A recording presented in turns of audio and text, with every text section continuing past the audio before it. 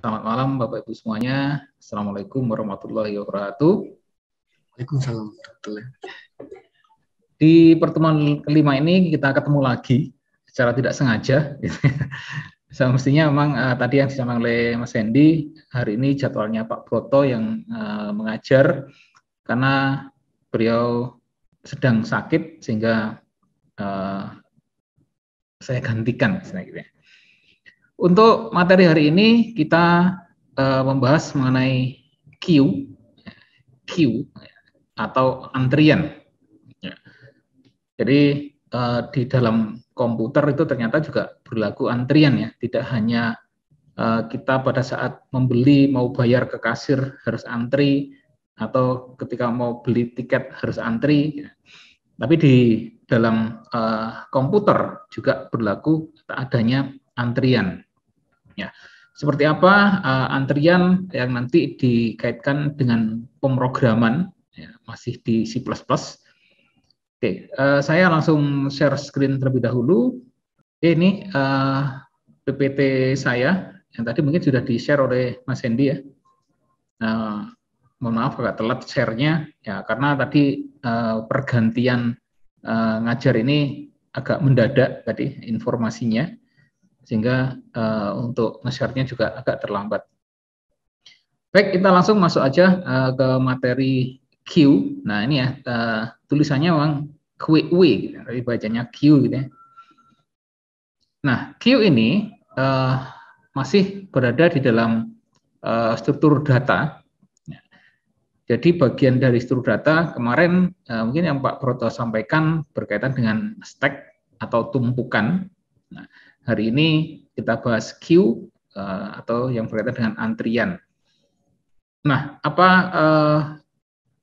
Q itu? Nah, kalau saya gambarkan tadi seperti ini ya.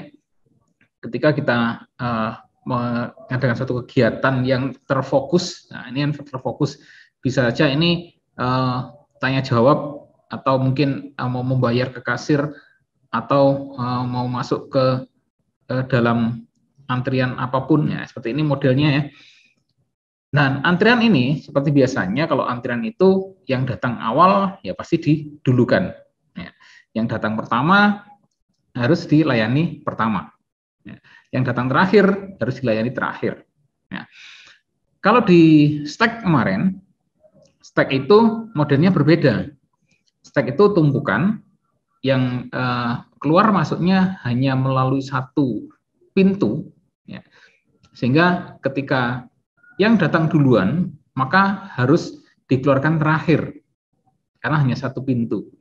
Nah, kalau antrian ini seperti dua pintu gitu ya. Masuknya dari belakang, keluarnya dari depan.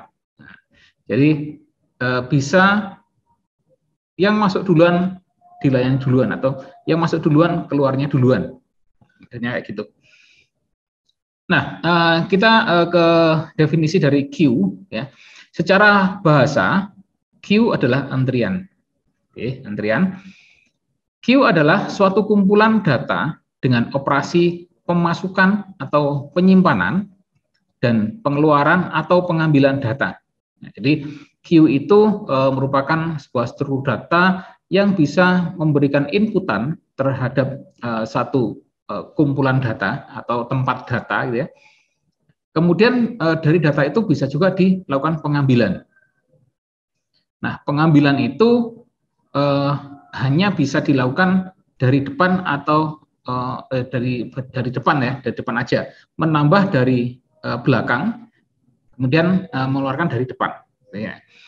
Jadi operasi memasukkan data hanya diperbolehkan pada salah satu sisi yang disebut dengan sisi belakang. Jadi pada saat kita memasukkan data, kita terbaca dari rear atau belakang. Sedangkan operasi pengambilan hanya diperbolehkan pada sisi depan atau front. Ya, jadi jelas ya. Jadi kalau ada sebuah data, ya, gambarkan aja seperti ini. Data awal masuk dari sini, ini anggap aja ini belakang atau rear. Ya, kemudian dia akan bergeser ke depan sini. Nah, ini front, bagian depan.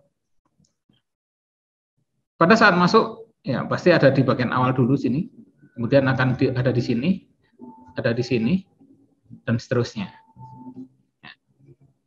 Jadi modelnya seperti ini untuk Q, ya, bisa masuk dari belakang dan keluarnya dari depan. Tidak boleh keluarnya di tengah-tengah, nah, nggak bisa ya, karena di tengah-tengah tidak ada pintunya istilahnya gitu ya. Jadi keluarnya hanya dari depan, masuknya dari belakang. Ya. Konsep ini dikenal dengan istilah first in, first out atau FIFO. Nah, mungkin kalau masih ingat atau mungkin kemarin membahas stack, kalau stack kemarin sifatnya apa ya? Stack ini. Ada yang masih ingat? Stack itu berbeda dengan queue. Kalau stack tadi tumpukan ya istilahnya, tumpukan itu hanya satu sisi, satu pintu. Ketika masuk berada di paling bawah, masuk lagi ada di atasnya, masuk lagi ada di atasnya. Nah, yang bawah nggak bisa keluar dulu, yang keluar adalah yang masuk terakhir. Ini bisa disebut dengan LIFO. Ya. Kalau ini FIFO, kalau yang stack itu adalah LIFO.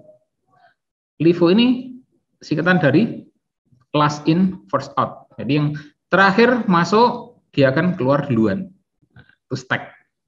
Oke, kalau yang di queue ini, sifatnya atau modelnya adalah FIFO. First in, first out. Siapa yang masuk duluan, dia akan yang keluar duluan. Ini adalah ilustrasi queue. Ya, dapat dilihat dari gambar ini ya. Gambar ini menunjukkan ada sebuah queue yang namanya key. Disebut aja key ini. Queue-nya namanya key. Ya. Kemudian ada C di sini. Ya, C merupakan data yang terakhir memasuki queue key. Ya, namanya queue key tadi. Nah, ini ada A, B, C. Nah, C ini adalah data yang terakhir masuk pada queue. Dan akan menjadi yang paling akhir keluar dari queue. Ya, karena keluarnya nggak boleh dari belakang ya, keluarnya harus dari depan. Ya. Begitu sebaliknya A itu merupakan data yang pertama yang masuki queue dan akan menjadi yang paling pertama saat keluar dari queue. Ya, jadi A ini adalah data yang pertama masuk ke dalam queue key. Ya. Ketika A ini menjadi orang yang pertama atau data yang pertama, maka dia adalah yang keluar duluan. Ya, dia ada di paling depan. Ya, di paling depan pada saat melakukan pengambilan, maka A inilah yang paling dulu dilakukan pengambilan atau keluar duluan. Nah, ini ada istilah NQ, ada istilah DQ. Ya. NQ ini adalah proses input data, kalau DQ ini proses pengambilan data. Ya. Q sering digunakan untuk menstimulasikan keadaan dunia nyata. Jenis struktur data queue atau antrian banyak dijumpai dalam kehidupan sehari-hari. Contohnya atau yang populer adalah antrian pada kasir. Ya. Jadi biasanya kalau melakukan pembayaran dan banyak pembeli, kasirnya cuma sedikit, nah, ini akan ada antrian pastinya. Ya. Pada saat menempatkan data paling ujung atau rear dari queue disebut dengan NQ. Nah, itu tadi ya. Di NQ ini proses menambahkan data, ya. Jadi menempatkan data pada ujung rear, jadi di paling belakang dari Q itu disebut dengan NQ. Nah, pada saat memindahkan elemen dari kepala atau front, sebuah Q disebut dengan the Q. Maaf ya. Kalau diletakkan dari belakang namanya NQ, kalau keluar dari depan namanya the Q. NQ dan the Q. Ini masuk, ini keluar. Gitu ya. Sama dengan stack, dengan konsep FIFO, maka ketika operasi NQ dilakukan, maka informasi yang diperlukan hanyalah isi atau nilai atau elemen yang akan disimpan atau diambil saja. Jadi berbeda dengan pencarian, berbeda dengan pengurutan, mungkin memerlukan adanya indeks. Tapi kalau di queue ataupun stack yang diutamakan adalah isinya atau nilainya atau elemennya. Ya. Operasi enqueue dan dequeue tidak membutuhkan informasi posisi data. Ya. Jadi posisi data tidak terlalu diperlukan, walaupun sebenarnya bisa juga dimanfaatkan. Ya, jadi bisa juga dimanfaatkan posisi data ini. Untuk apa? Ya, bisa jadi posisi data ini digunakan untuk menghitung atau mengestimasi berapa sih kira-kira waktu yang saya butuhkan sampai di antrian atau sampai keluar nanti berapa. Nah, ini harus tahu posisinya. Sekarang ada di posisi berapa saya. Itu bisa dimanfaatkan. Walaupun sebenarnya di operasi queue ini secara kinerja yang normal itu tidak membutuhkan posisi data.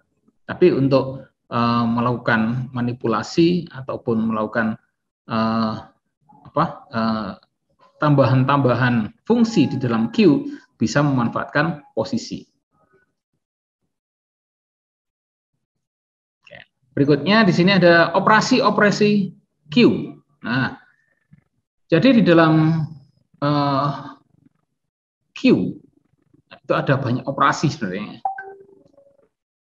Queue pada saat kita melakukan antrian atau memasukkan data, menyimpan data, mengambil data, itu tidak hanya sekedar memasukkan dan mengambil. Tapi ada beberapa hal, beberapa operasi yang harus dilakukan. Ya. Di antaranya yang pertama, di sini ada namanya inisialisasi atau create.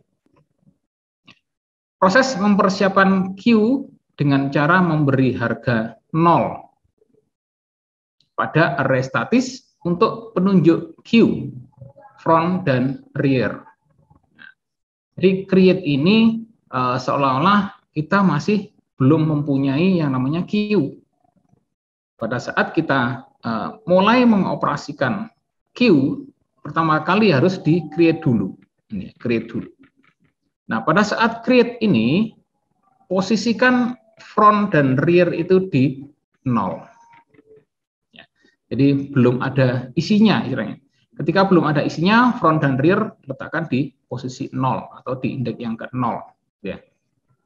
Kemudian ada lagi operasi kosong atau empty. Ya. Operasi kosong digunakan untuk memeriksa apakah keadaan queue kosong ataukah tidak kosong. Operasi kosong didapat dengan memeriksa harga rear dan dari queue. Jika rear bernilai 0, maka queue kosong. Ya. Jadi nanti operasi kosong ini juga diperlukan pada saat kita mengoperasikan queue. Untuk apa? Untuk ngecek apakah kondisi queue saat ini kosong ataukah tidak kosong. Cara ngeceknya bagaimana? Nah, dengan mengetahui posisi rear-nya ini. Posisi rear ini ada di indeks berapa? Ketika rear-nya berada di nilai 0, maka dipastikan bahwa queue ini masih kosong. Masih belum ada isinya. Ya. Catatan, pada queue yang menggunakan array statis, operasi kosong digunakan saat enqueue dan dequeue. Nah, jadi pada saat kita melakukan proses enqueue atau penambahan data pada queue, dan juga pada saat mengambil data dari queue, kita membutuhkan yang namanya operasi kosong ini. Kenapa harus menggunakan operasi kosong?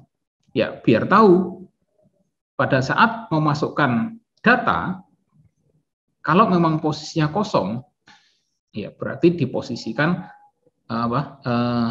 rear-nya harus diposisikan ke 1 dulu, baru ditempatkan. Nah, begitu pula pada saat melakukan pengambilan data. Pada saat mau mengambil data, dicek dulu apakah kondisinya kosong atau tidak. Kalau kondisinya ada, ya silakan bisa langsung melakukan pengambilan datanya. Tapi kalau kondisinya kosong, ya nggak bisa dilakukan pengambilan data karena datanya nggak ada. Apa yang mau diambil? Ya. Jadi operasi kosong ini diperlukan untuk mengecek kondisi atau isi dari Q. Ya.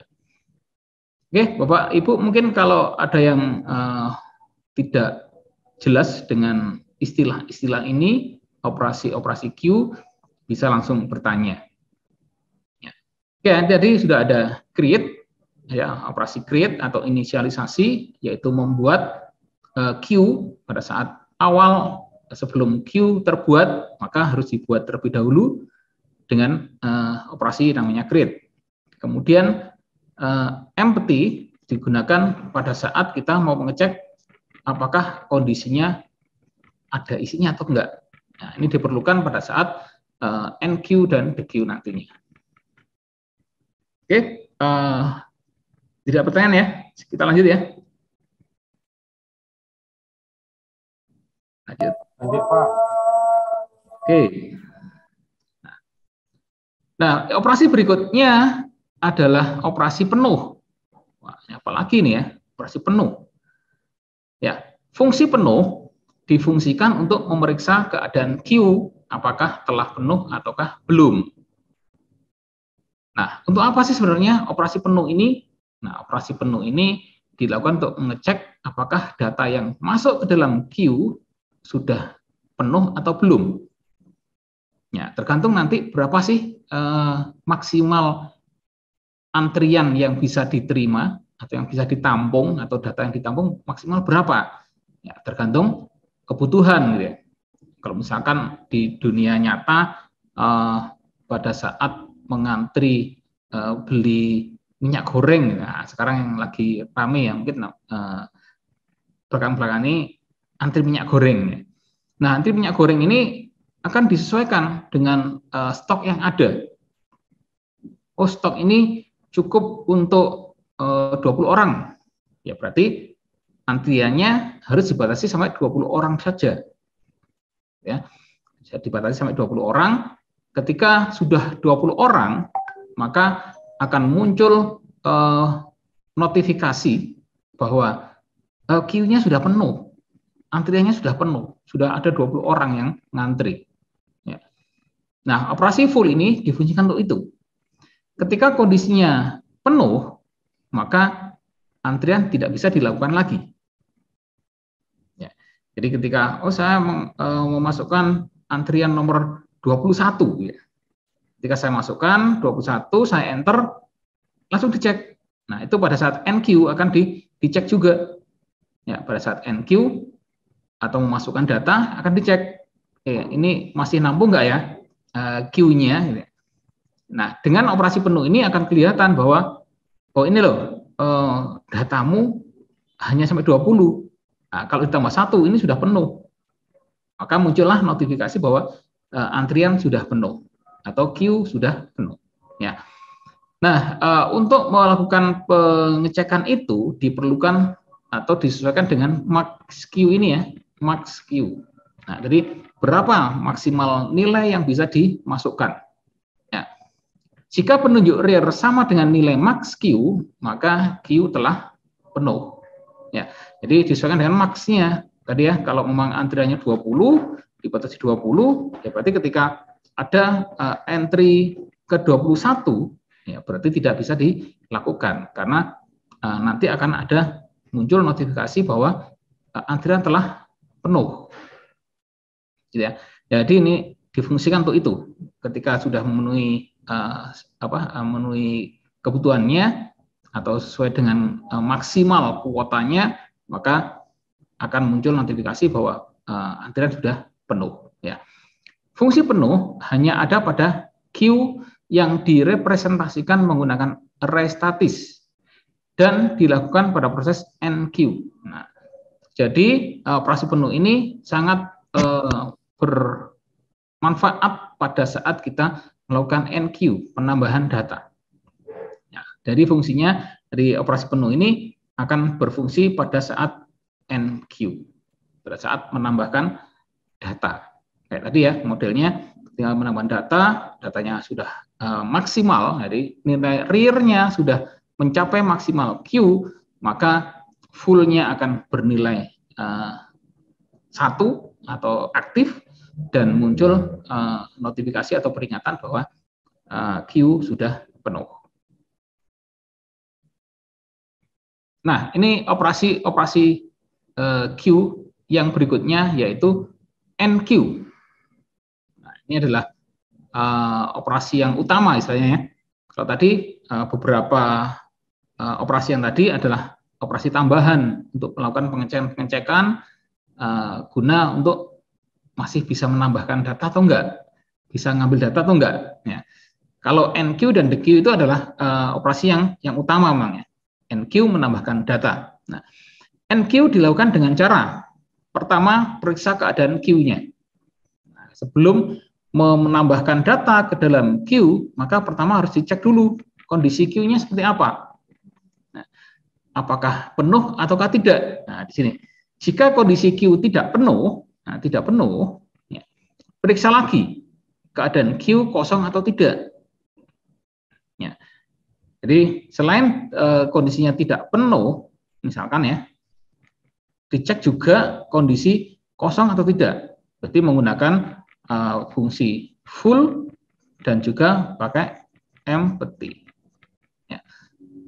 Jadi setelah di full, oh ternyata nggak penuh. Nah, sekarang kosong atau tidak? Nah, jika keadaan kosong, maka harga atau nilai front dan rear bernilai 1. Ya, jadi ketika kosong, maka frontnya ini dialihkan ke nilai 1. Front dan rear. Pertama kali data dimasukkan, maka berada di posisi ke-1. Tetapi jika tidak kosong, maka harga rear bertambah 1. Ya, rear-nya bertambah 1, sedangkan front-nya tetap. Ya, karena front ini pada posisi paling depan tidak berubah ketika tidak diambil. Ya, ketika penambahan atau enqueue, nilai front ini tetap bernilai 1. Ya, rear-nya yang berubah.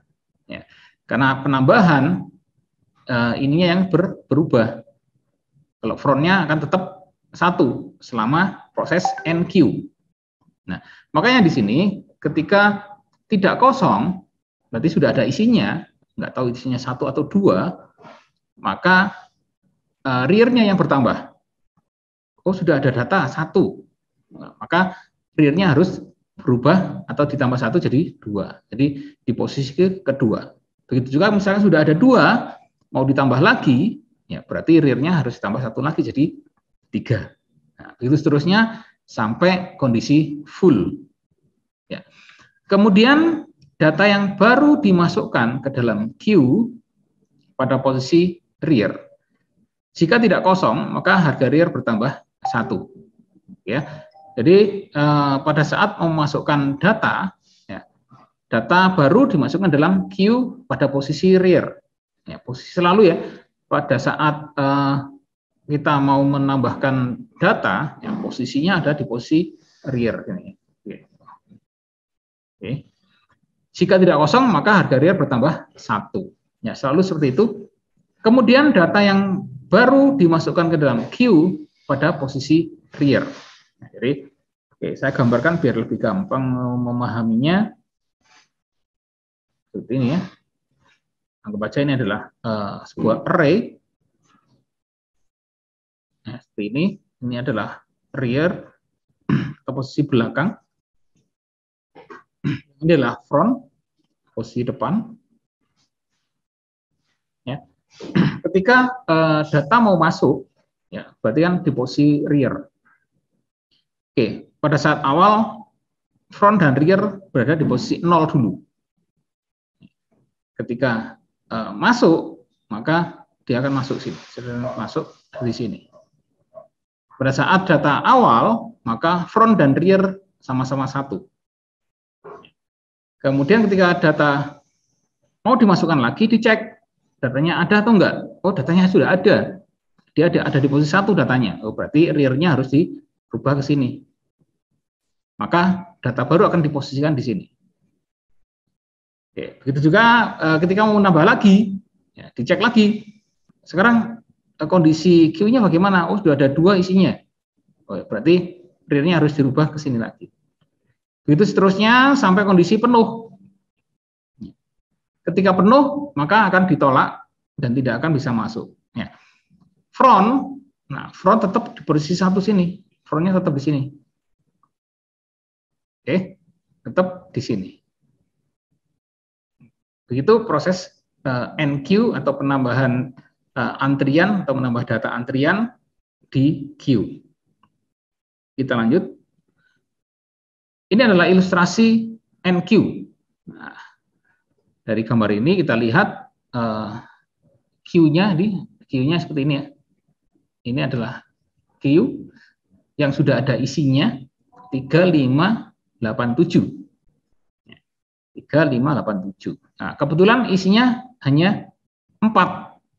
Ya, maksimal kuotanya hanya 4. Ya.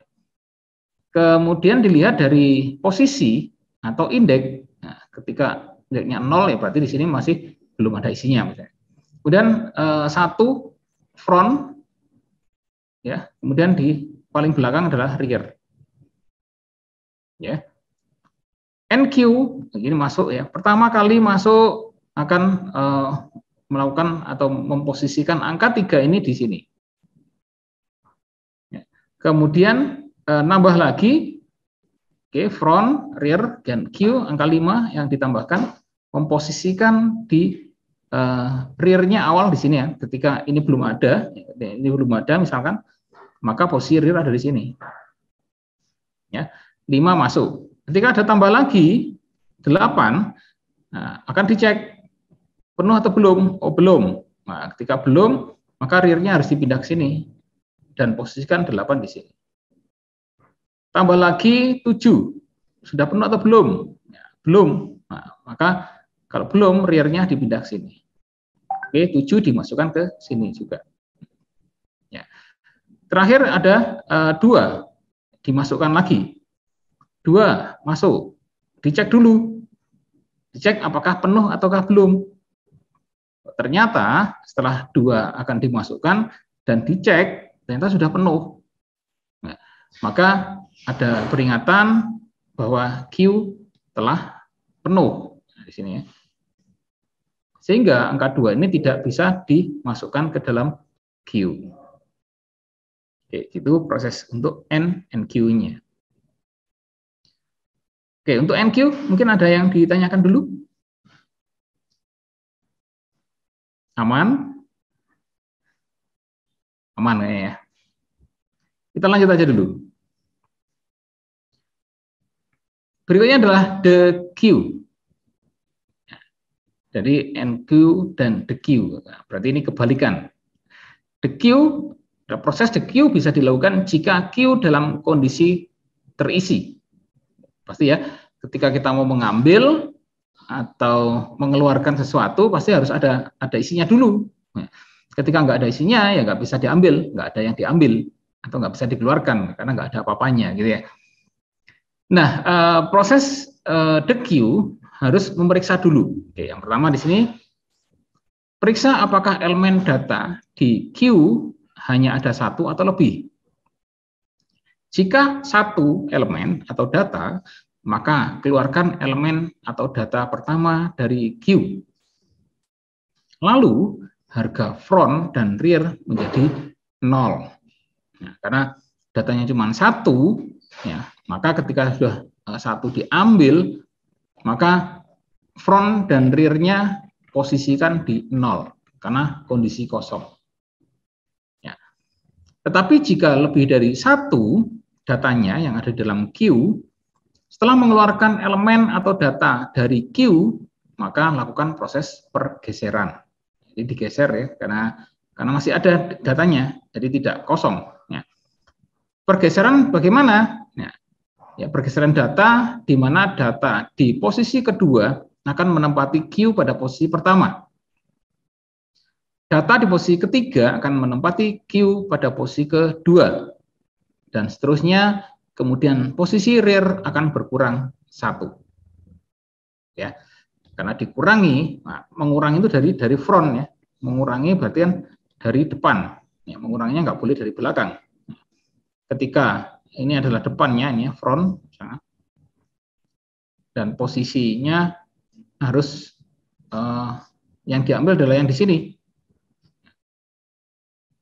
Ketika di front diambil satu, di the Q diambil satu, maka yang lainnya harus bergeser, ya, harus bergeser ke depan.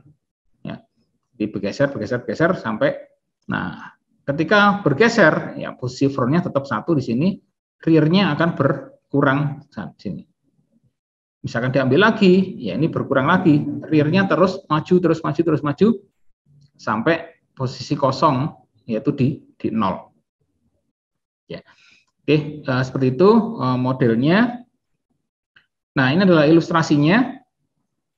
Ketika the Q dilakukan, ya, jadi ini seperti yang tadi ya, datanya ada 4, 3, 5, 8, 7.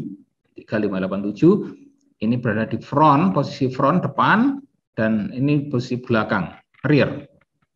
Ketika dilakukan pengambilan atau the Q, 3 ini mau diambil, gitu ya. 3 mau diambil. Gimana prosesnya? Nah, prosesnya adalah 3 bisa langsung dikeluarkan seperti ini. Nah, setelah dikeluarkan, maka nilai 5, 8, dan 7 itu harus digeser. 5 digeser ke depannya, 8 digeser ke depannya, 7 digeser ke depannya. Sehingga menjadi seperti ini.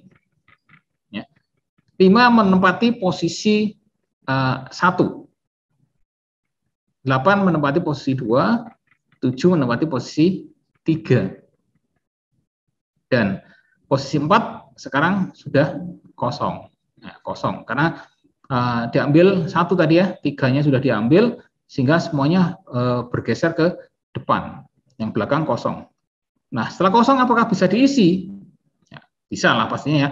Jadi pengisian itu atau NQ itu bisa dilakukan ketika kondisi ada yang kosong, masih ada ruang kosong istilahnya.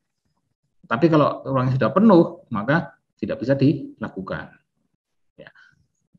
Oke, ini adalah ilustrasi dari proses the Q. Berikutnya, sebuah Q di dalam program komputer dideklarasikan sebagai sebuah tipe bentukan baru yang biasa disebut dengan struct. Nah, kita kembali ke struct ya.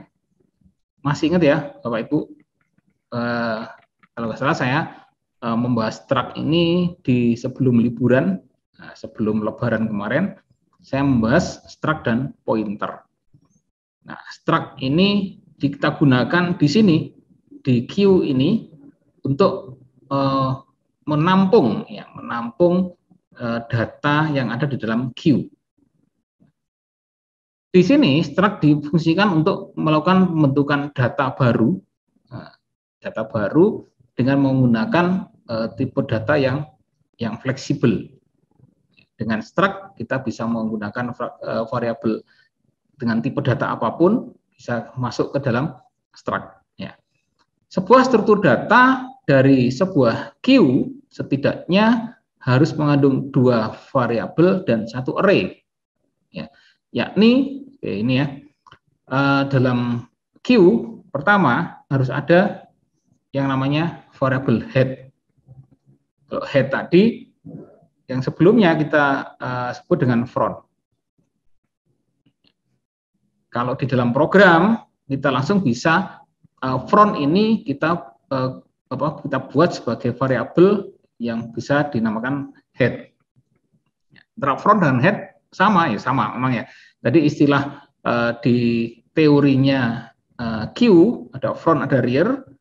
Kalau di pemrogramannya kita bisa ya sebenarnya boleh sih kalau mau menggunakan tipe dengan variabel yang sama front dan rear.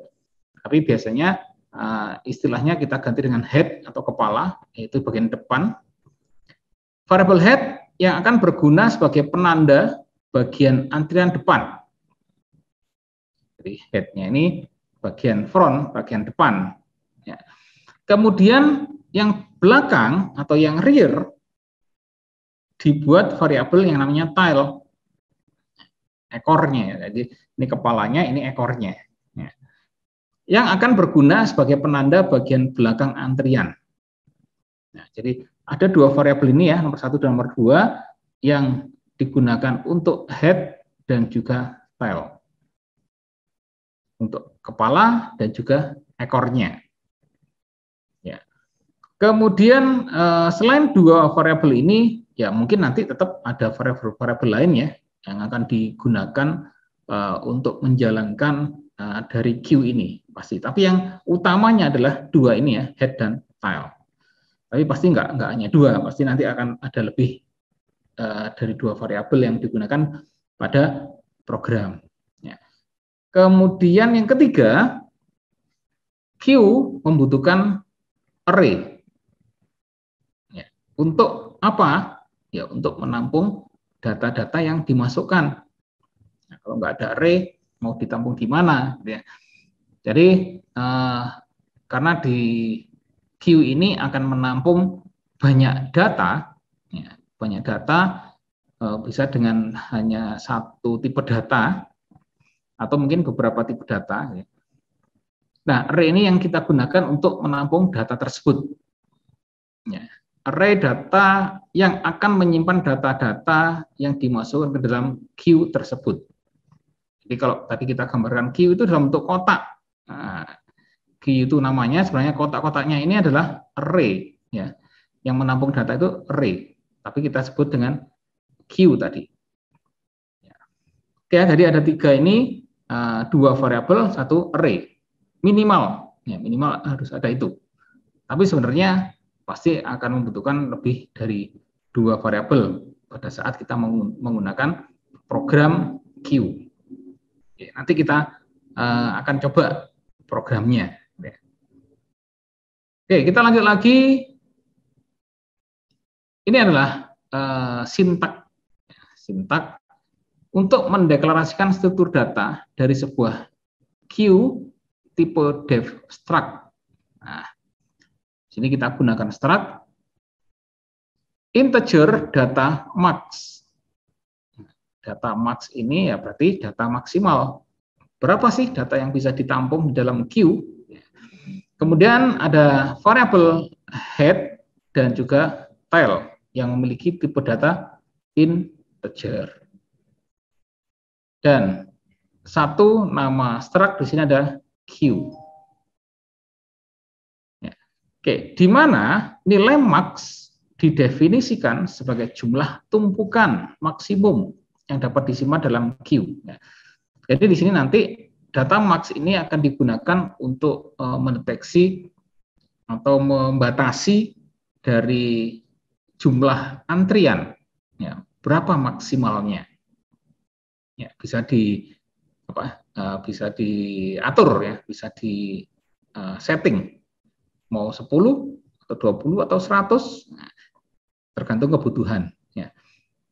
Oke, setelah struktur data dari Q didefinisikan dengan sintak di atas, ya, ini adalah mendeklarasikan sebuah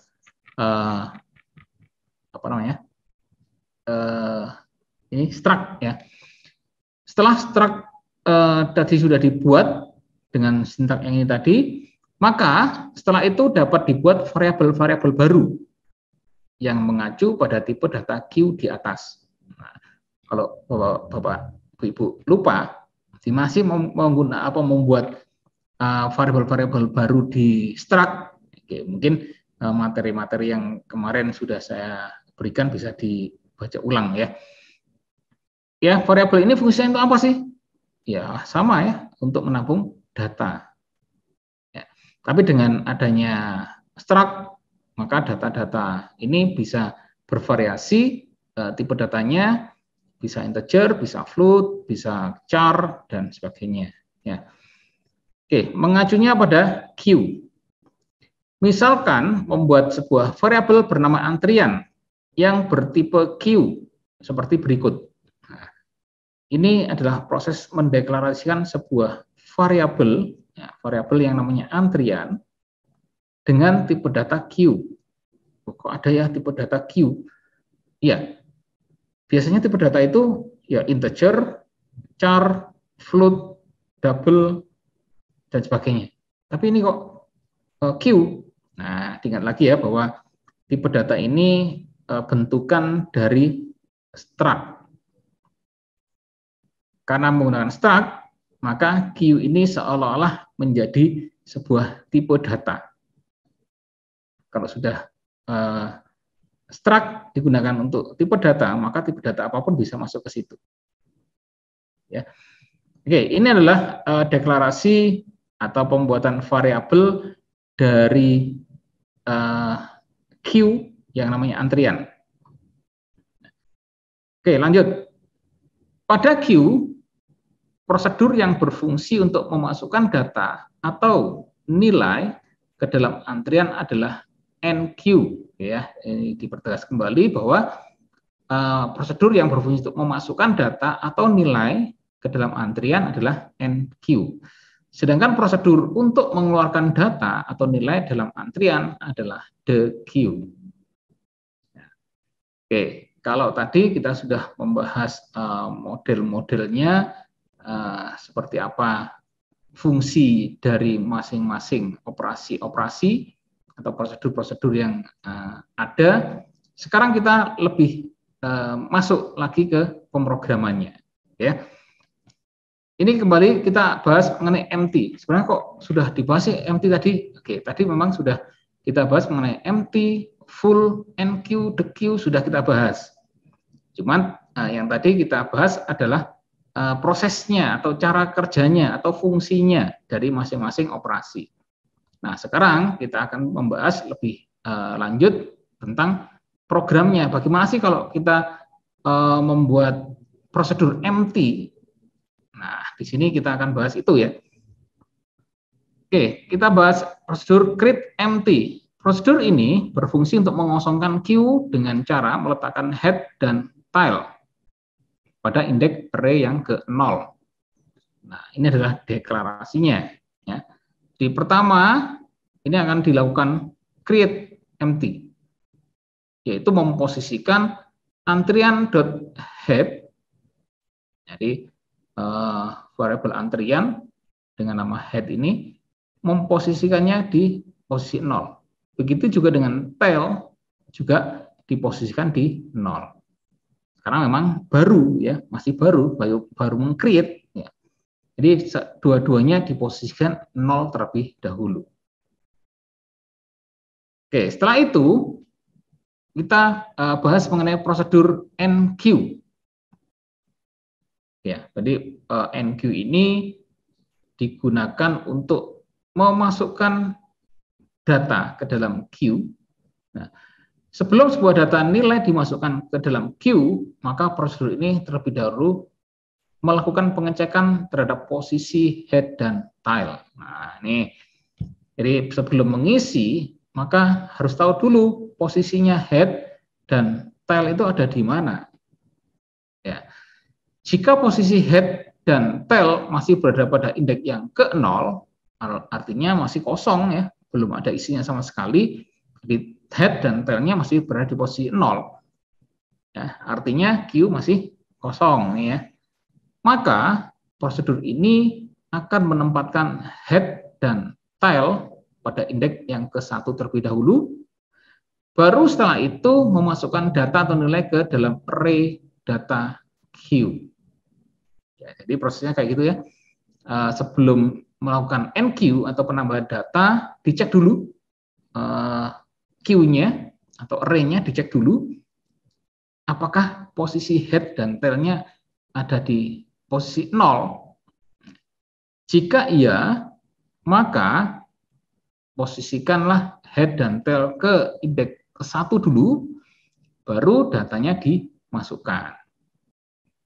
Oke, itu adalah prosedur NQ, dan ini contoh potongan programnya ya. Namun jika posisi head dan tail tidak berada pada posisi 0, artinya memang Q-nya sudah ada isinya sebelumnya ya, maka posisi tail yang akan dinaikkan satu level. Jadi ketika datanya sudah tidak kosong, artinya sudah ada isinya, entah itu 1 atau 2 atau 3 dan sebagainya ya, maka posisi head akan tetap di posisi 1 dan tailnya yang harus berubah, harus ditambah 1 level. Ya. Jadi ditambah 1 untuk memposisikan data yang baru. Ya. Jadi pada proses NQ, tail lah yang berjalan. Jadi tailnya yang berjalan seiring masuknya data baru ke dalam antrian. Oke. Jadi ketika ada penambahan data, tailnya selalu bertambah sampai posisi full. Ya. Oke. Sedangkan head akan tetap pada posisi ke 1. Ya, jadi karena head ini kepalanya tetap berada di posisi 1. Ya. Berikut deklarasi prosedur NQ. Ya, di sini ada prosedur yang namanya NQ ya, dengan satu parameter yang namanya X. Parameter ini inputan ya, inputan yang diperlukan untuk proses NQ.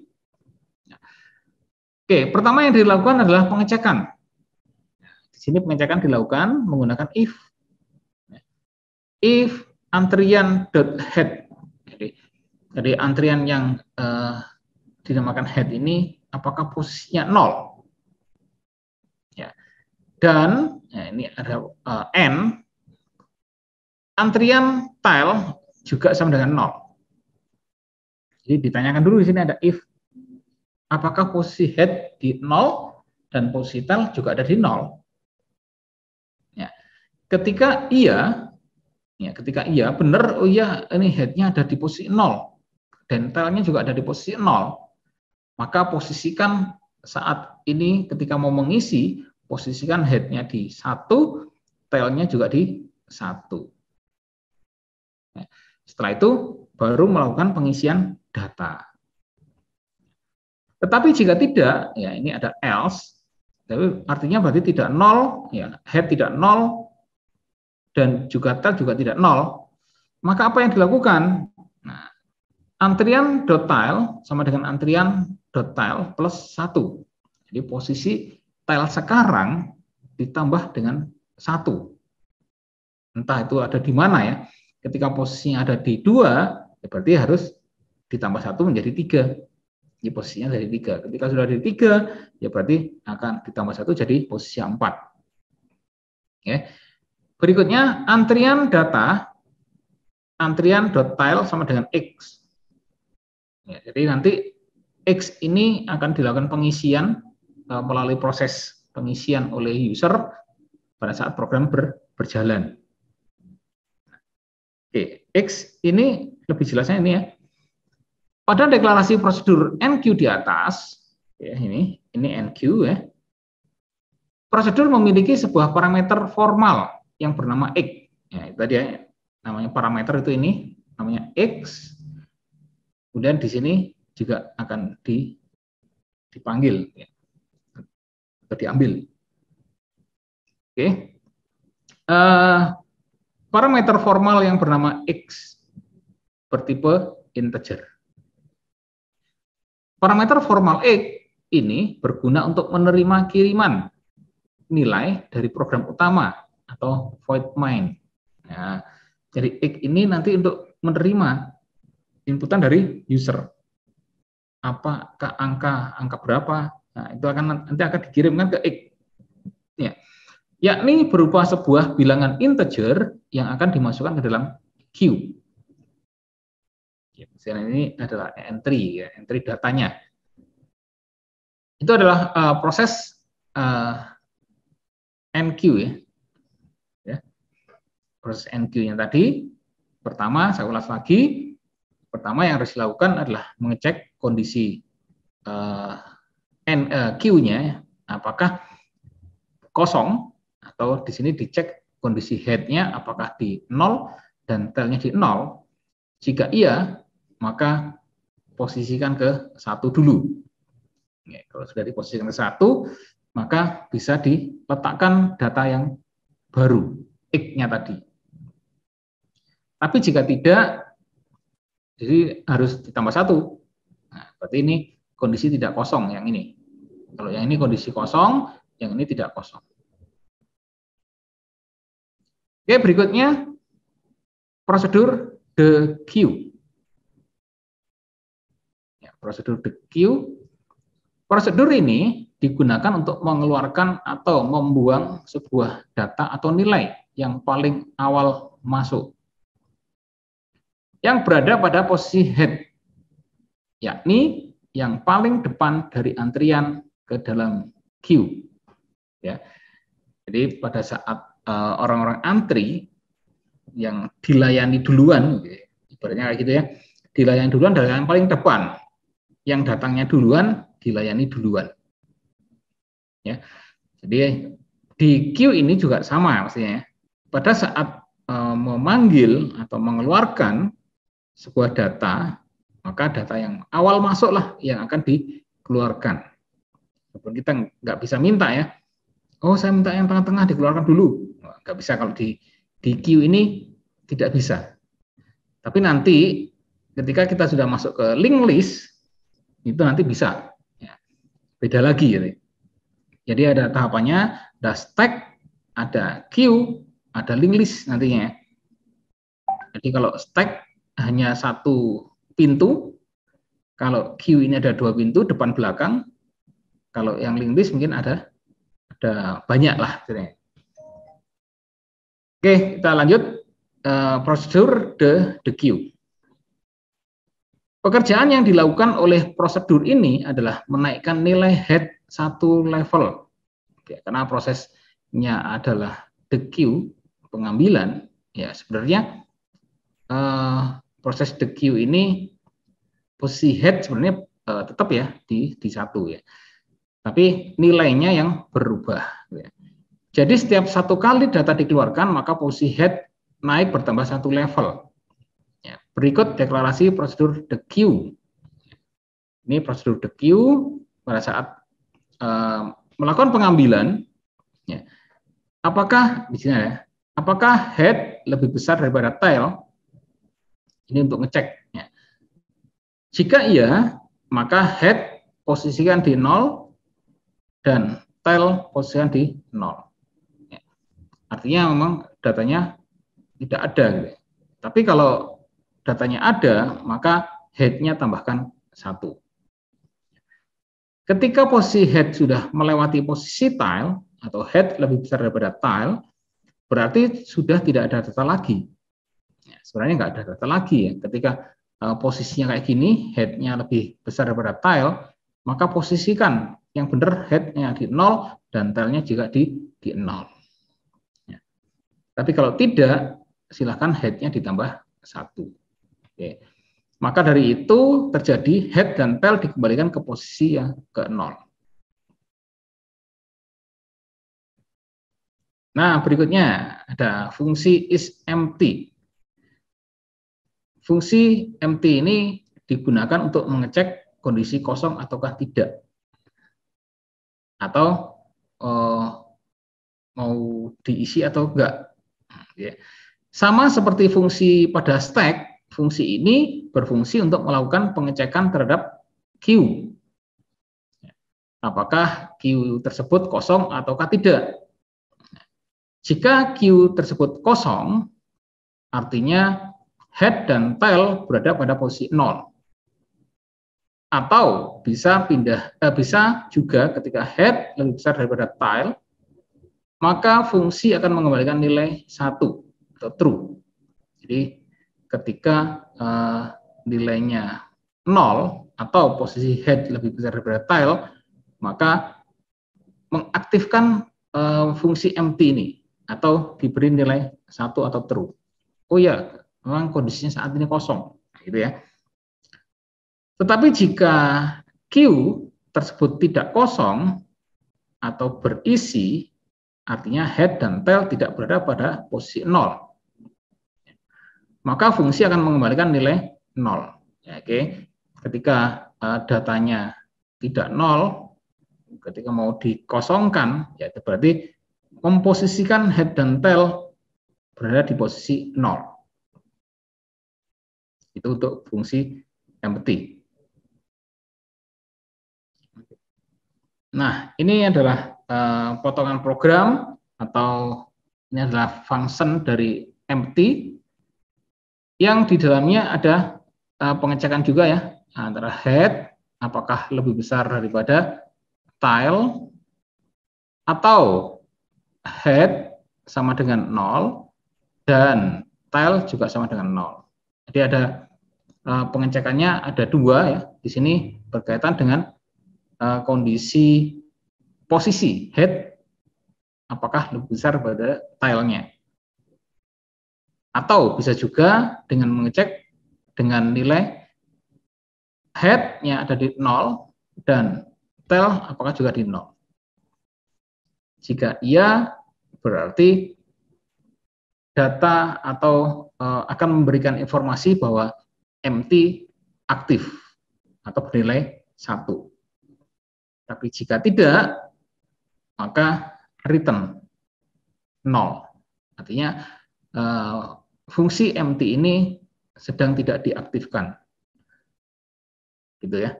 Karena tidak kosong sebenarnya.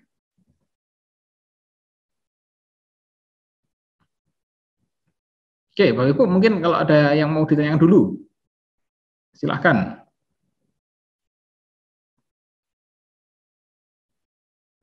Kita lanjut ya, fungsi is full. Is full berfungsi untuk melakukan pengecekan terhadap queue. Apakah queue tersebut penuh ataukah tidak. Jika queue tersebut penuh, artinya tile berada pada posisi max. Nah, di posisi yang paling akhir. Ya. Tile-nya di posisi paling akhir. Sudah di ujung lah istilahnya. Maka fungsi akan mengembalikan nilai 1, true. Nah, ketika tile-nya berada di posisi ujung di maksimal, maka akan mengaktifkan fungsi full ini, nilai 1. Jadi, oh ya full. Berarti ada peringatan bahwa queue full, queue-nya penuh. Gitu ya. Tetapi jika queue tersebut tidak penuh, artinya tile tidak berada pada posisi max, ya, maka fungsi akan mengembalikan nilai 0. Ya, jadi ketika sudah diambil ya awalnya penuh, kemudian akan mengaktifkan ini full-nya akan aktif, maksudnya kalau penuh. Tapi jika sudah diambil, maka posisi penuh juga akan dikembalikan ke 0 lagi. Jadi tidak aktif lagi. Oh diambil, maka ketika tidak penuh, tidak mencapai posisi max, maka nilainya akan dinolkan kembali, yang artinya full sudah tidak diaktifkan lagi. Ya. Berikut adalah deklarasi fungsi is full. Di sini ada is full, ya, is full if antrian.tile sama dengan max. Jadi, apakah tile-nya sama dengan max? Ya, max-nya nggak tahu ya, kita berapa?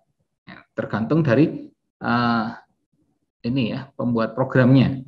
Atau bisa diisi dengan manual. Misalkan mau dibuat, oh sekarang kayaknya rame, kita buat antriannya agak banyak lah, 50. Nah, berarti max-nya nanti bisa diisi 50. Tapi ini kondisinya mungkin tidak terlalu bagus. Nah, mungkin kalau di rumah makan kita batasi aja lah, karena karyawannya banyaknya nggak masuk. Misalkan. Kita batasi 5 aja, silahkan, berarti bisa fleksibel ini batasan maksimalnya. Ya, ketika antrian .tile sama dengan max, maka akan mengaktifkan fungsi full atau return 1. Dia akan memberikan informasi, memberikan nilai 1 itu ke dalam terhadap fungsi utama atau program utama. Oh full ini lagi aktif, berarti keluarkan peringatannya. Nah, peringatannya adalah queue penuh. Tetapi jika antrian.tile-nya tidak berada pada maksimal, nilai maksimal atau tidak sama dengan max, maka return 0. Artinya fungsi isFull ini tidak diaktifkan. Oke, seperti itu. Nah, ada contoh program, oke, Bapak Ibu, yang mungkin baru datang atau baru join. Nah, tadi di awal kita mulai perkuliahan tidak banyak ya yang sudah join. Mungkin kalau ada yang mau bertanya terlebih dahulu, dipersilakan sebelum kita breakout ya, kita breakout nanti mungkin Mas Hendy bisa menyiapkan. Sebelum kita breakout, boleh Bapak Ibu tanya-tanya dulu berkaitan dengan Q ini. Jadi tadi ada beberapa istilah atau operasi-operasi di dalam Q, sudah banyak yang saya sampaikan. Kita nanti akan coba dulu programnya. Setelah nyoba programnya, kita akan bahas detailnya. Ya. Silakan, Bapak Ibu, kalau ada yang mau ditanyakan dulu.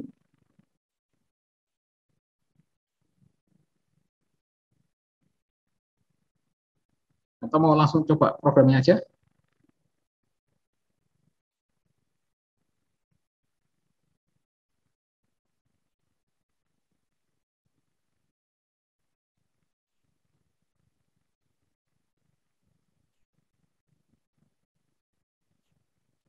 Oke, saya stop dulu aja ya. Oke, biar kelihatan. Ya. Ada 39 yang join ya, termasuk saya Pak ya. Oh, ada 40. Oh, berarti ada yang masuk. Nggak jadi kayaknya.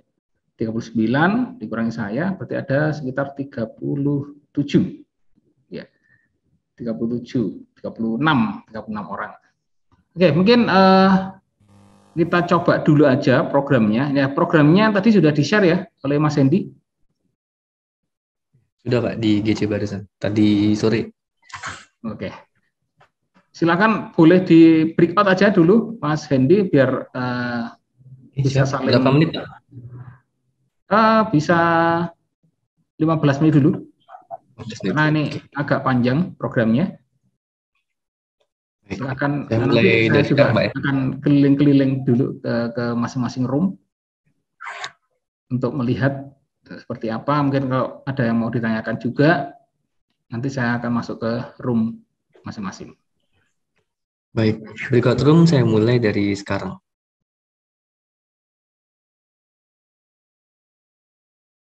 Oke, kita kembali lagi di sini ya.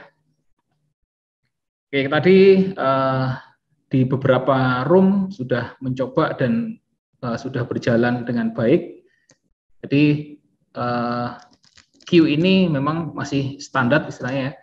Q ini masih istilah itu menggambarkan bahwa di dalam Q itu ada proses penambahan, ada proses pengecekan, ada proses pengambilan, dan mungkin pembersihan data. Ya. Tapi memang kalau ini mau digunakan sebenarnya butuh atau memerlukan modifikasi lagi yang terkait dengan penomoran ya. Berarti penomoran tadi bagaimana kalau nomornya ganda? Nah, karena tadi tidak membatasi ya, tidak membatasi penomoran ganda. Ketika nomornya double masih bisa masuk. Nah, kalau mau dimodifikasi berarti nanti sebelum dimasukkan ke dalam antrian dicek dulu sudah ada nggak nomor ini. Kalau sudah ada berarti jangan dimasukkan lagi atau nggak boleh masuk lagi. Bisa seperti itu. Baik, kita akan bahas dari latihan tadi. Sudah saya siapkan beberapa pertanyaan berkaitan dengan latihan yang tadi. Kalau yang tadi sudah latihan, saya kira akan bisa ya. Oke, saya share screen lagi.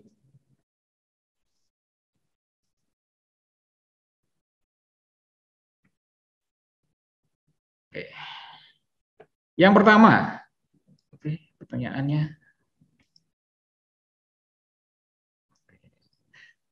Bagian manakah yang mengatur banyaknya antrian?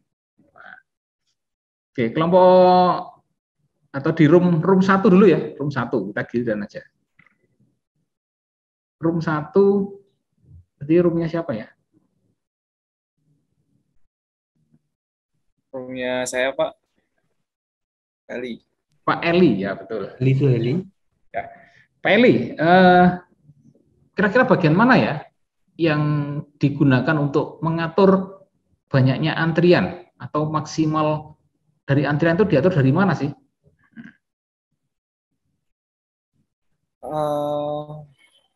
Sebentar.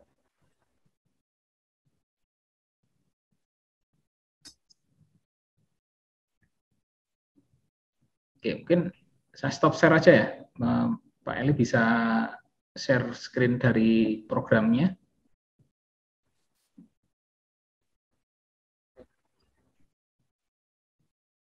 Bagian yang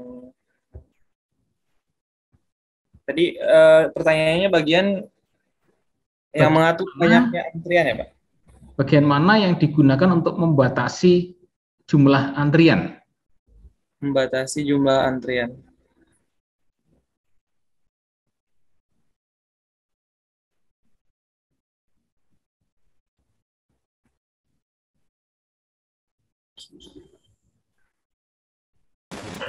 Saya boleh bantu nggak Pak? Saya juga kelompoknya Pak Eli. Oh, Boleh, silakan. Pak Rizal. Ya. Boleh, Bagian betul. max Pak. Yang di max. Iya. Yang mana? Atas variabel max. Bisa di blok. Iya, yang itu. Yang ini? Iya. Yang paling atas lagi define. Itu juga bisa sih. Lebih atas Yang lagi. Atau yang lain? Atasnya lagi define ada. Nah, itu Oh, bisa. ini. Itu bisa atau yang max bawah juga bisa. Oke. Ini Pak Afrizal ya. Oke, benar ya, ini define max 5.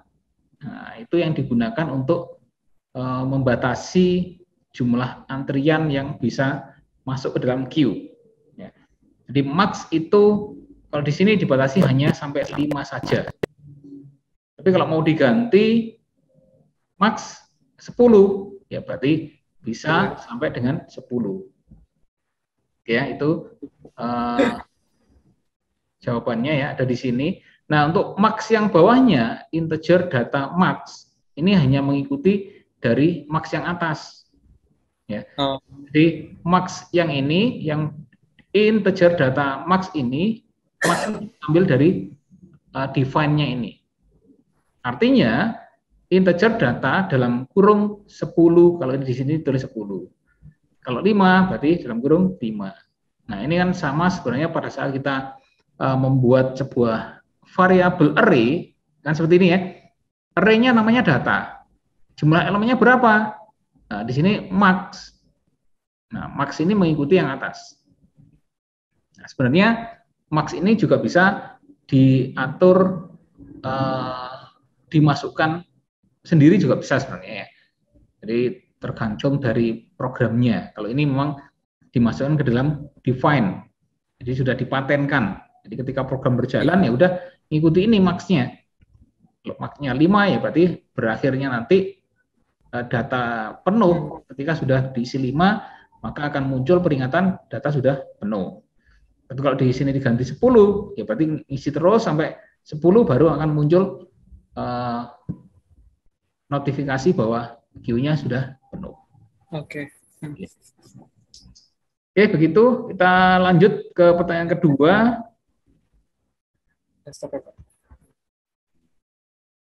Oke, saya nggak usah share lah. Oke, untuk ini bisa nah ini kelompoknya kelompok 2, kelompok siapa? Room 2. Kelompok 2, Pak Ardioto. Oke, silakan Pak Ardioto menjawab pertanyaan berikutnya, yaitu proses penambahan data. Nah, mungkin Pak Ardioto bisa menjelaskan proses demi proses penambahan datanya seperti apa sih alurnya, berdasarkan program yang tadi sudah dicoba. Silakan Pak Ardioto untuk share programnya, kemudian menjelaskan dari program tersebut, oh ini fungsinya gini gitu ya. Ya, terima kasih Pak Jenal. Mungkin saya coba menjawab. Proses menambahnya itu pada function enqueue, Pak. Ya. Yang ini. Nah, jadi ketika ingin menambahkan data, maka kita harus melakukan pengecekan apakah queue-nya itu kosong atau enggak. Jadi kondisi kosong itu ketika kita ngecek function is empty dari yang ini. Jadi ketika nilai antriannya itu bernilai min 1, maka artinya kosong. Sehingga nilai dari is empty itu akan bernilai 1. Nah, ketika kosong, maka head sama tail itu akan sama-sama mempunyai nilai kosong. Atau nanti kita akan tempatkan data yang akan ditambahkan itu pada indeks 0.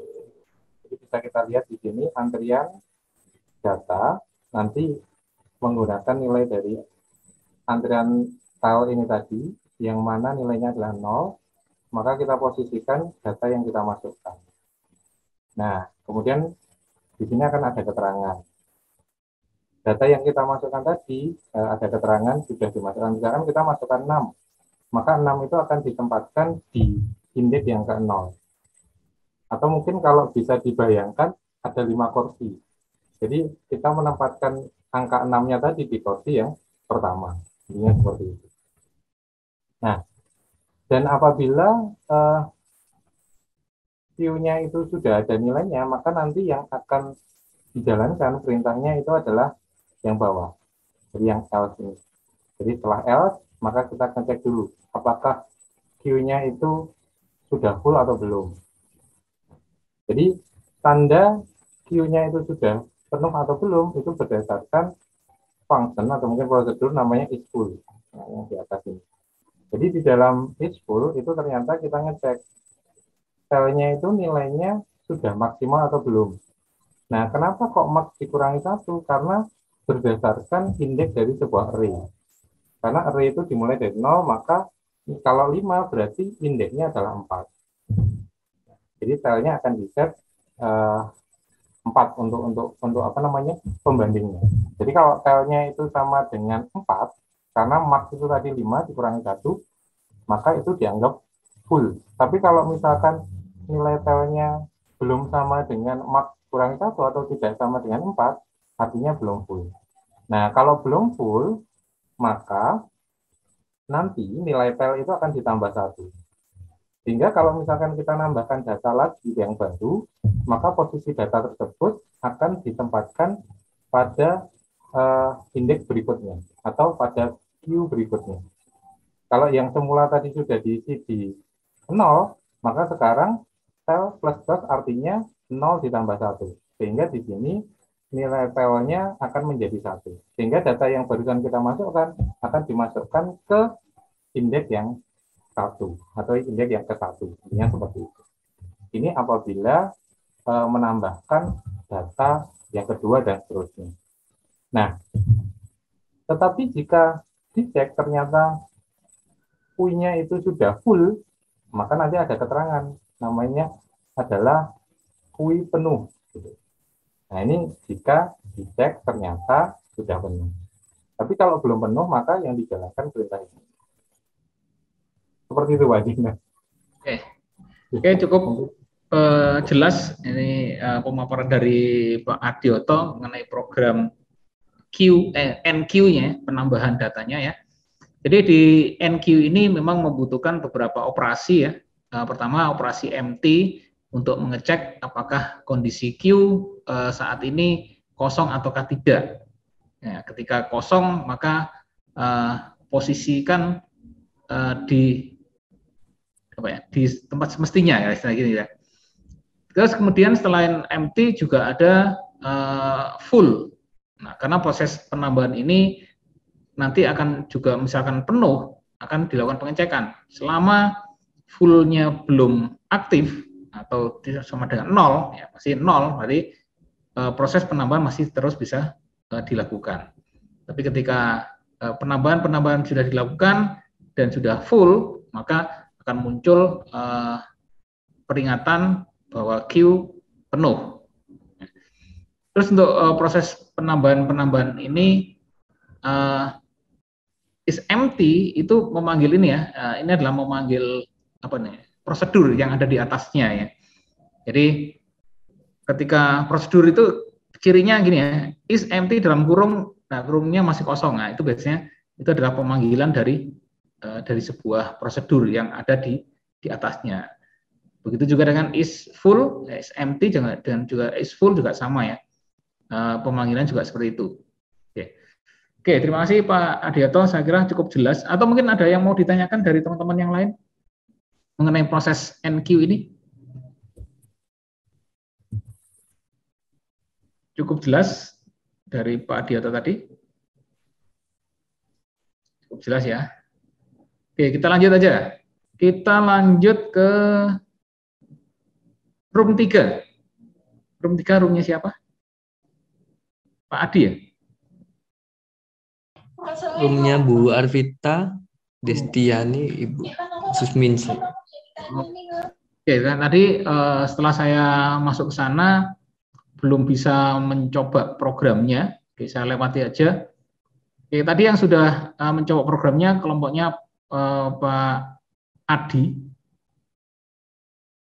Boleh dijawab pertanyaan saya. Ini masih hampir sama dengan pertanyaan yang nomor 2 tadi ya.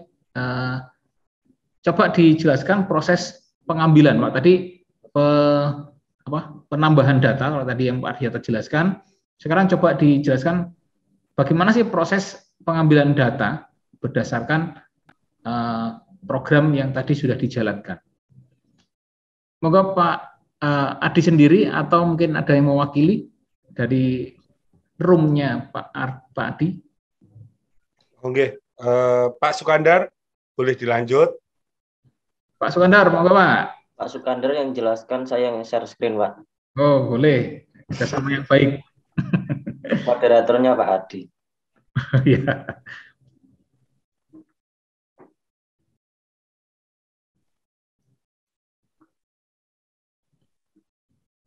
Proses pengambilan. Pengambilan dari mana ya, Pak? Ya, pengambilan tadi apa misalnya the queue. The queue. Pengambilan the queue. Tas. Itu ya, sudah benar itu ya. Bisa dijelaskan prosesnya aja Pak berdasarkan program ini.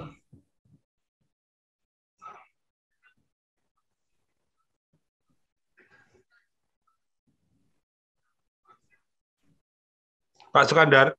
Mana Pak Sukandar nih? Maaf, masih mute. Oh. Oh.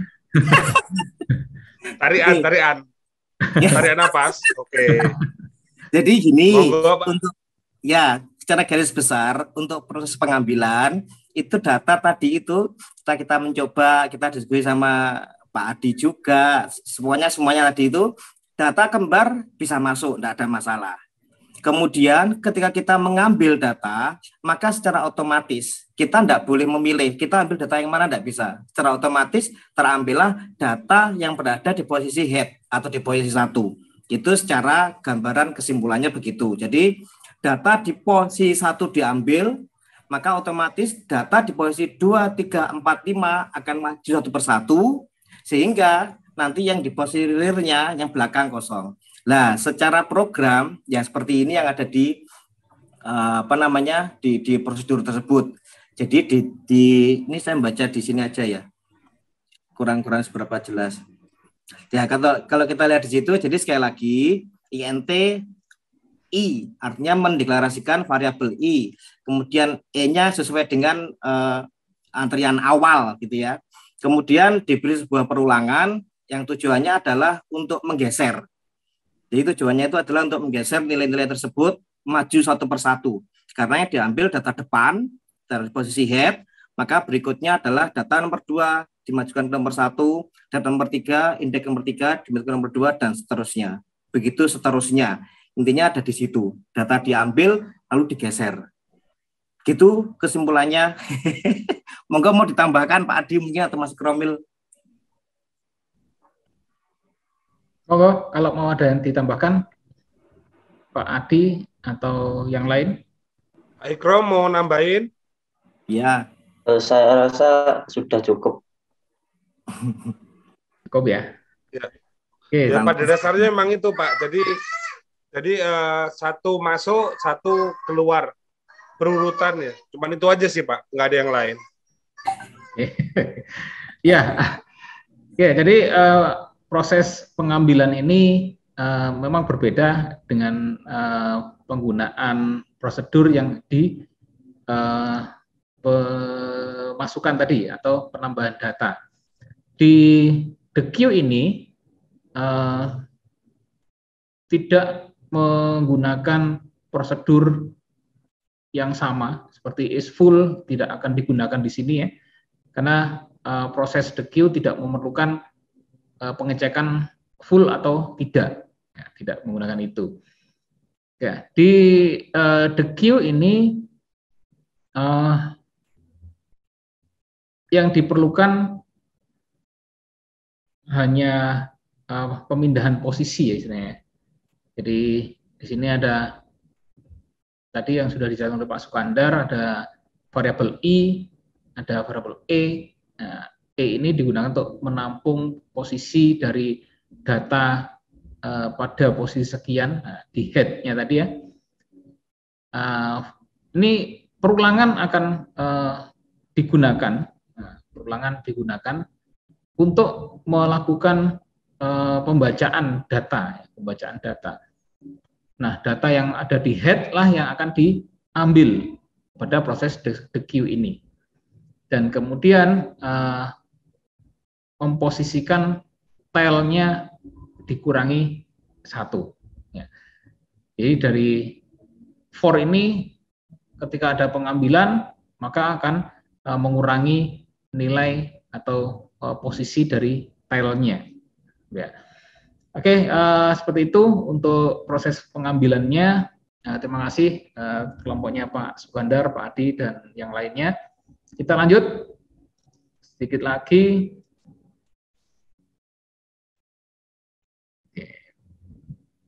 Nah, ini pertanyaan yang gampang nih. Oke, kelompok atau room tadi sudah 1, sudah 2. Pak Adi tadi room berapa ya? 4. Room 4. Oke, sekarang kita ke room 5. Nah, 3 tadi belum mencoba, room 4 sudah, room 5. Nah, room 5 roomnya siapa? Kelompoknya siapa? Enggak ada. Room 6. Room 6. Room 6 aja roomnya siapa? Room 6 yang kosong tadi, Pak. 1 orang, kalau nggak salah. 1 orang. Iya. Jadi room 7. Room 7.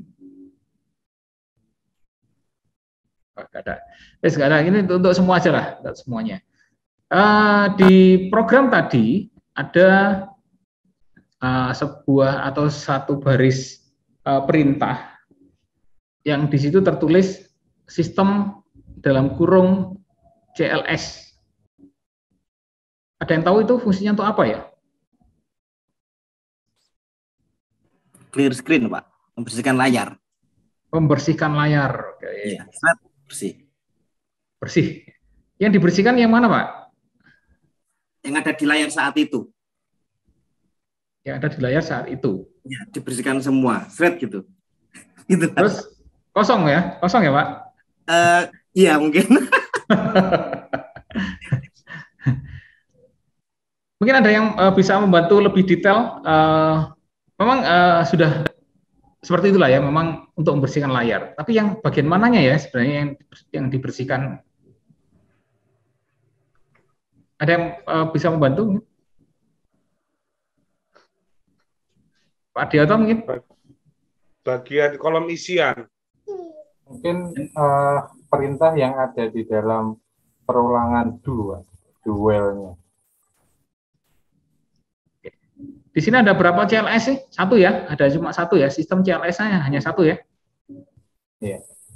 Posisinya ada di mana ini? Di main. Nah, posisinya ada di atasnya menu ya, di atasnya menu. Kalau di dalam program posisinya ada di atas menu. Nah, ketika program ini berjalan,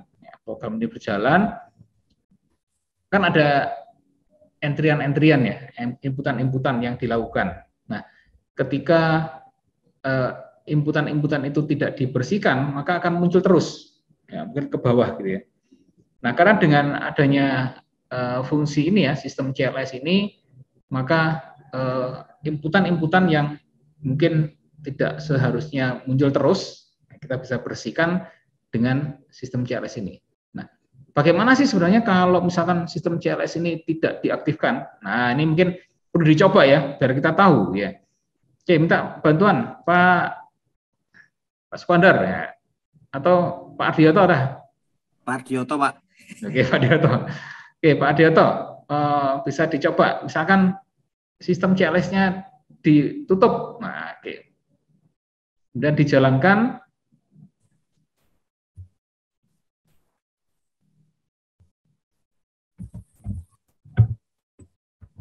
Apa sih pengaruhnya? Nah, ini pengaruhnya. Ya. Jadi tampilannya akan muncul terus. Coba lagi, input lagi, Pak.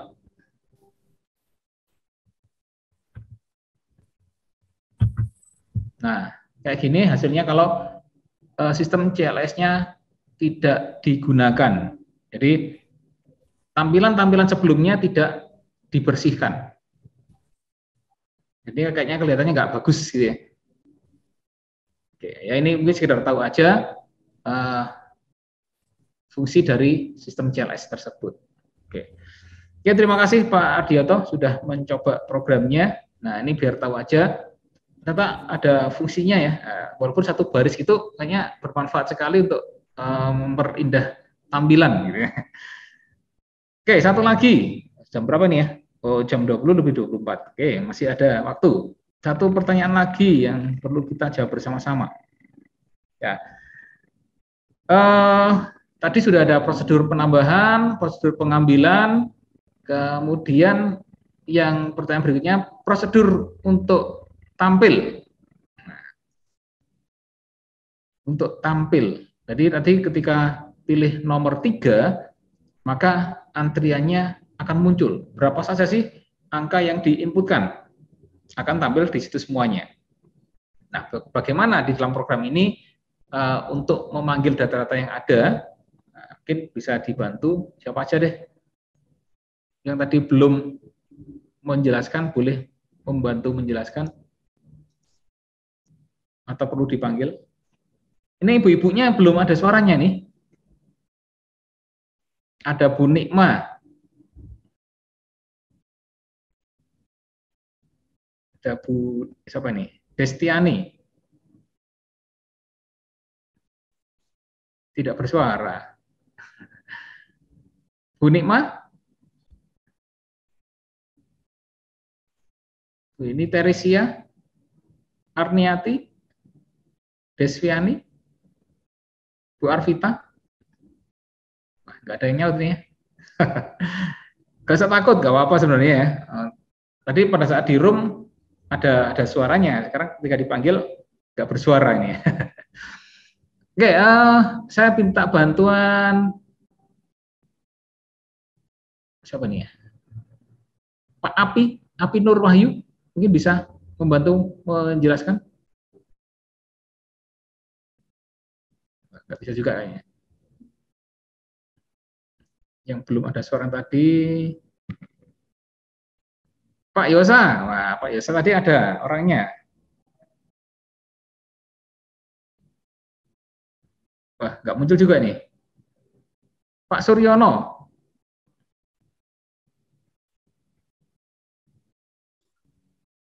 Wah, nggak ada juga nih. Pak Sahrul. Tadi belum nyoba sih Pak Sahrul ini, karena nggak tahu komputernya nggak bisa atau gimana. Wah, nggak ada juga nih. Pak Justinus.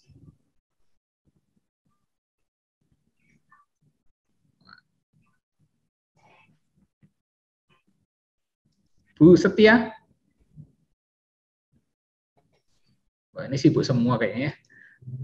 Oke, mungkin ya saya kembali lagi ke yang tadi aktif ya. Nah, mungkin dibantu siapa tadi? Pak Afrizal. Pak Afrizal, gimana Pak? Nah, tadi sedikit ada suaranya Pak Afrizal. Mungkin bisa sekarang lebih banyak. Wah, nggak ada juga nih ya. Ya, tapi wah ini kayaknya ada.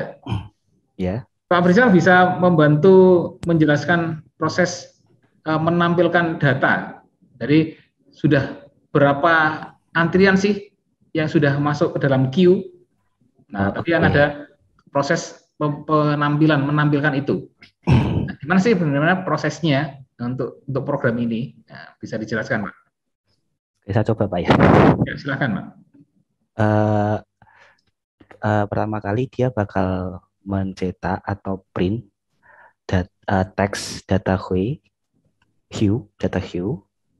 kemudian dicek apakah datanya kosong atau tidak. Itu pakai prosedur isMP sama dengan 0. Kalau tidak ada datanya, maka dia bakal langsung ke else. Kemudian akan menampilkan data kosong. Nah, akan dicetak data kosongnya. Namun, apabila datanya ada, dia bakal looping menggunakan for sebanyak datanya. Datanya ada berapa? Dari antrian. Seperti itu, Pak. Oke, terima kasih Pak Afrizal. Jadi proses menampilkan ini membutuhkan membutuhkan perulangan karena kita harus memanggil isi dari queue. Ya, jika kita memerlukan for untuk menampilkan. Kemudian tadi ada pengecekan juga ya, pengecekan apakah kondisinya 0, kondisinya kosong. Gitu. Ketika kondisinya kosong ya berarti akan muncul datanya kosong. Ya, tapi ketika datanya ada isinya atau queue-nya ada isinya, maka proses pencarian atau pemanggilan tadi dilakukan dengan menggunakan for atau perulangan for dengan memanggil indeks dari masing-masing data yang ada di dalam queue. Yang dipanggil adalah antrian data ke berapa? Ke I. Nah, I-nya sekarang ada di nilai berapa? Nah, itu yang akan dipanggil pada saat kita memanggil fungsi tampil. Ya. Jadi seperti itu proses untuk menampilkan datanya, ada membutuhkan perulangan for untuk indeks, ya, untuk indeks yang akan dipanggil datanya. Oke, mungkin seperti itu dari penjelasan tadi. Terima kasih Pak Afrizal sudah menjelaskan mengenai proses menampilkan data di queue ini. Saya kira untuk pembahasan mengenai queue ini cukup ya, karena waktu juga sudah menunjukkan jam 20.30, sudah pas ya.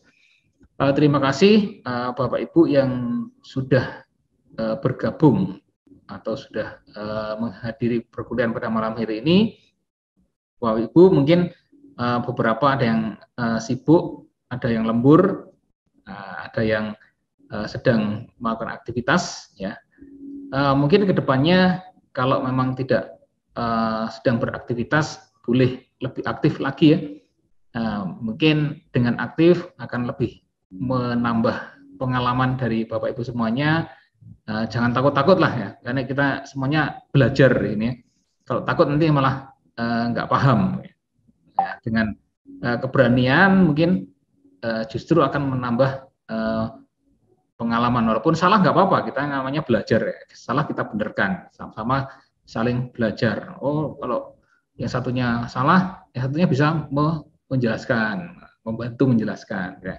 Jadi dengan keaktifan mungkin kita bisa lebih banyak belajar ya. Baik, saya kira untuk malam hari ini perkuliahan kita cukupkan sekian. Sekali lagi terima kasih Bapak Ibu yang sudah join pada malam hari ini. Mohon maaf apabila ada kekurangan dalam menjelaskan materi pada malam hari ini saya akhiri. Selamat malam. Wassalamualaikum warahmatullahi wabarakatuh. Waalaikumsalam warahmatullahi wabarakatuh. Terima kasih Pak Zena. Teman-teman bisa isi review ya. Di kolom chat Zoom juga ada atau di link biasanya. Ya, terima kasih. Ya, saya akhiri. Wassalamualaikum warahmatullahi wabarakatuh. Terima kasih Pak. Waalaikumsalam. Terima kasih Pak Endi, Pak Jenal dan semuanya. Selamat malam semuanya. Selamat malam Pak Skandar.